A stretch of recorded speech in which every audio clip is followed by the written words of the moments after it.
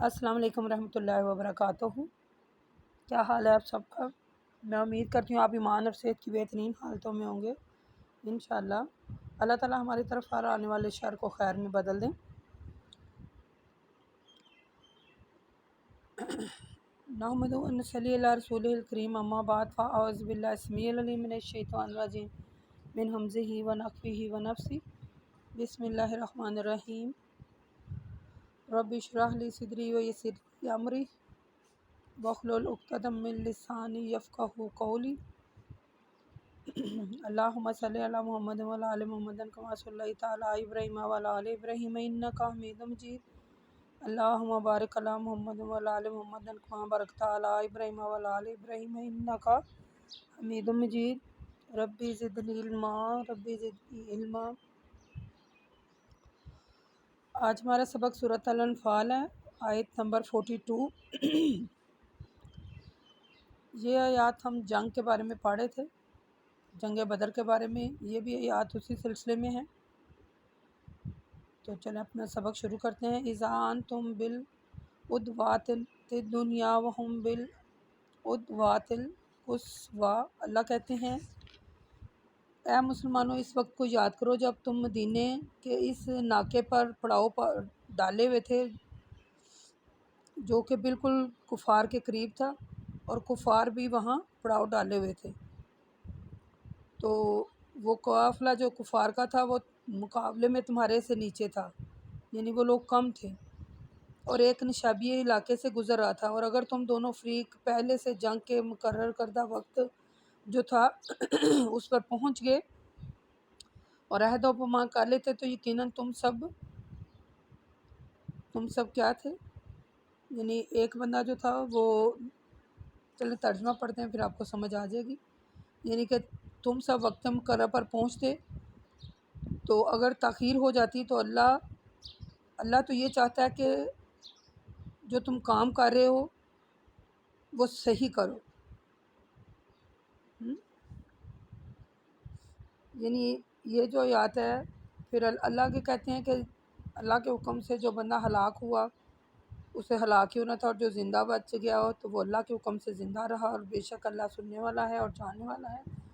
یعنی کہ یہ جب وہ اللہ تعالیٰ نے کفار کو بتایا کہ جب تم جنگ کے لیے آمادہ تھے تو تمہیں یعنی ڈر رہے تھے تم، تو پھر اللہ تعالیٰ نے تمہیں خواب میں دکھایا کہ وہ لوگ تم سے زیادہ ہیں۔ یعنی کفار کو اللہ تعالیٰ نے کفار کو خواب میں یعنی کہ آپ صلی اللہ علیہ وسلم کے خواب میں کہتا کہ کفار جو ہیں وہ کم ہیں، تعداد میں کم ہیں اور آپ لوگ زیادہ ہیں۔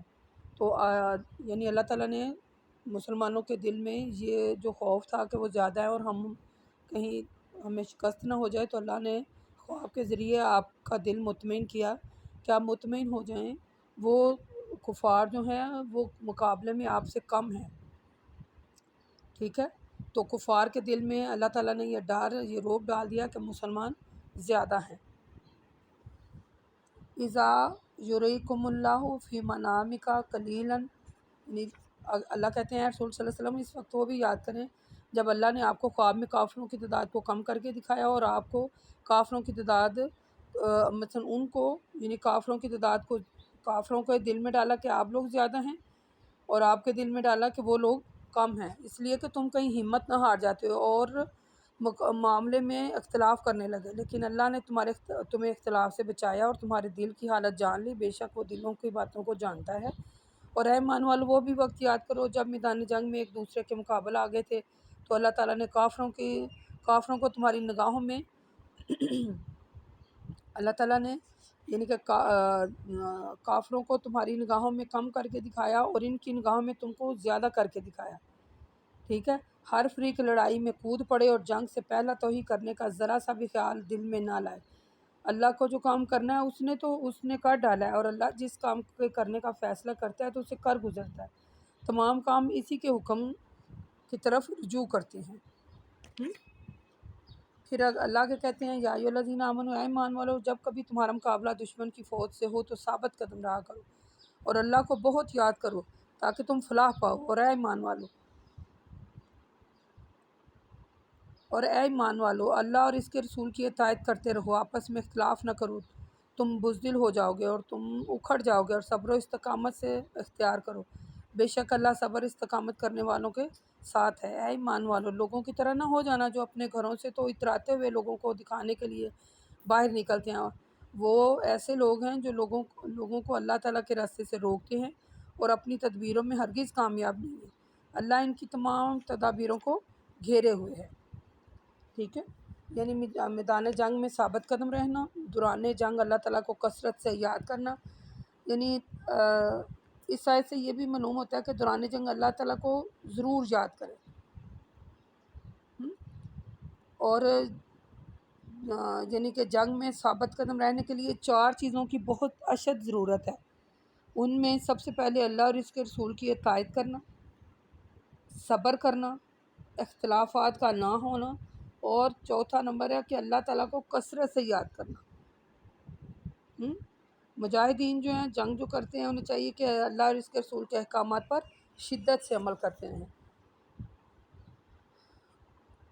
اس کے بارے میں ایک حدیث سے بھی میں آپ کو بتاتی ہوں۔ اللہ کے رسول صلی اللہ علیہ وسلم نے حضرت معاذ رضی اللہ تعالیٰ عنہ اور حضرت ابو موسیٰ کو یمن روانہ کیا تو ان سے کہا، آسانیاں پیدا کرنا، سختی نہ ڈالنا، اور بشارت دینا کہ نفرت نہ پیدا کرنا، نفاق نہ رکھنا، اختلافات نہ کرنا۔ یہ عام زندگی میں بھی یہ باتیں نہیں ہونی چاہیے، اور جنگ کے دوران تو خصوصاً نہیں ہونی چاہیے۔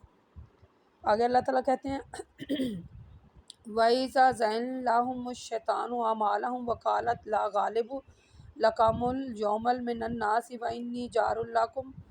اے ایمان والو، وہ وقت یاد کرو جب شیطان نے کافروں کی تدبیروں کو کافروں کے لیے مزین کر دیا، پھر ان سے کہا، آج انسانوں میں کوئی جماعت ایسی نہیں جو تم پر غالب آ سکے، مزید کہ میں تمہارے ساتھ ہوں، پھر ڈرنے کی کیا بات ہے۔ لیکن جب دونوں فوجیں ایک دوسرے کے مقابل آئیں تو وہ الٹے پاؤں واپس بھاگ گئے اور کہنے لگے، تم سے بری ذمہ ہوں، میں ایسے شخص دیکھ رہا ہوں جو تم کو نظر نہیں آتے، میں اللہ سے ڈرتا ہوں کیونکہ اللہ بڑا سخت سزا دینے والا ہے۔ یعنی جنگ بدر میں مزید اللہ تعالیٰ نے روشنی ڈالتے ہوئے اللہ تعالیٰ فرماتے ہیں کہ اے رسول، وہ دن یاد کریں جب شیطان نے کافروں کے اعمال کو مزین کر دیا، انہیں یعنی کہ خواب دکھائے کہ میں تمہارے ساتھ ہوں، اور بہت زیادہ انہیں ایسی چیزوں کو، اور جب وہ جنگ جب ہوئی تو کافروں کو یعنی کہ وہ جنگ کرنے پر اکساتے، یعنی انہوں نے جب وہ جنگ ہوئی تو وہ جنگ کرنے لگے تو وہ پیچھے ہٹ گیا۔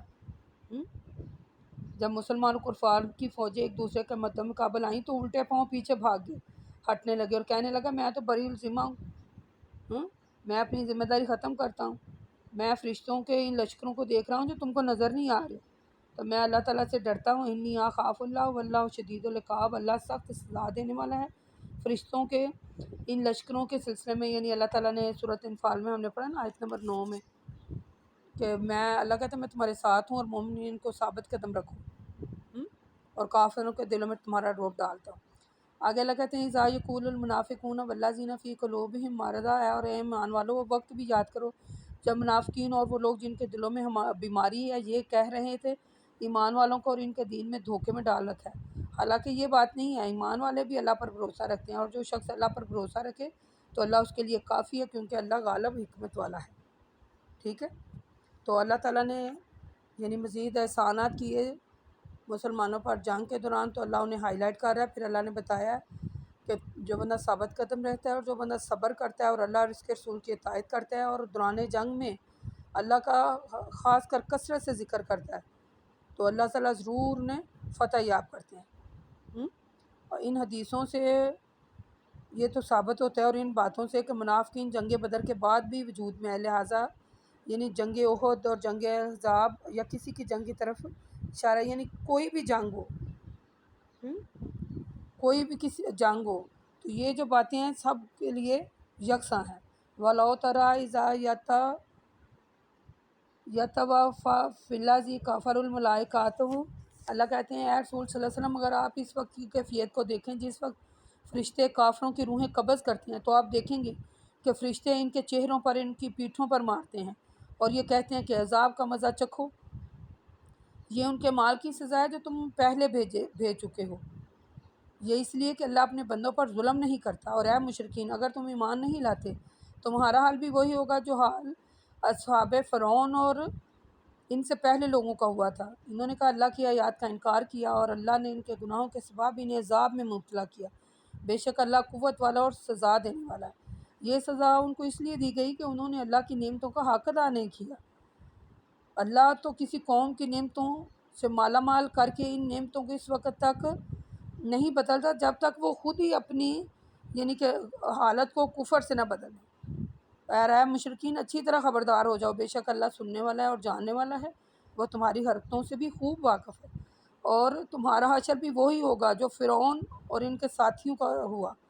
انہوں نے اپنے رب کی آیات کو جھٹلایا اور ہم نے ان کے گناہوں کی سزا یعنی مختلف قسم کے عذاب بھیج کر کی اور انہیں ہلاک کر دیا، اور فرعون کو اور ان کے ساتھیوں کو بھی ہم نے سمندر میں غرق کر دیا۔ وہ سب ظالم تھے اور انہی سزاؤں کے مستحق تھے جو انہوں نے دی گئی ہیں انہیں۔ یعنی کافر اسلام کی مخالفت کرتے تھے اور مسلمانوں سے جنگ کرتے بار بار، تو اللہ تعالیٰ نے انہیں یاد میں انہیں تنبیہ کرتے ہوئے فرعون کا واقعہ یاد کرایا۔ جس وقت فرشتوں نے کافروں کی روحیں قبض کی نا، تو وہ مارتے تھے، ان کے چہروں پر، ان کی پیٹھوں پر مارتے تھے، تو وہ کہتے تھے یہ وہ تمہاری سزا ہے جو تم یعنی اعمال کرتے رہے۔